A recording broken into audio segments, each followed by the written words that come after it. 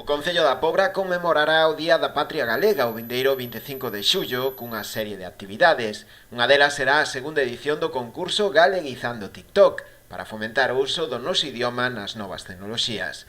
As persoas participantes, para maiores de 13 anos, deberán anotarse e facer a entrega do vídeo mediante o enderezo electrónico normalización.lingüística@pobra.gae. A data límite para a inscripción será o día 5 de agosto. Vai ser o concurso Galeguizando TikTok, que vai ser a súa segunda edición, e as bases do mesmo vanse colgar na páxina web do Concello.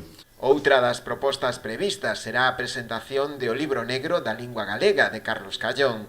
Será o vindeiro 18 de xullo, ás 9 na Alameda. En caso de mal tempo, a actividade trasladarase ao Cine Elma. No libro negro da lingua galega, as consecuencias dese golpe de Estado son comentadas, todo o que supuxo de terrível no ensino, na administración, nos medios de comunicación, na vida diaria da xente, mas tamén é verdade que o libro negro da lingua galega non fala só diso, porque o franquismo non inventa unha política de lingüicidio propio.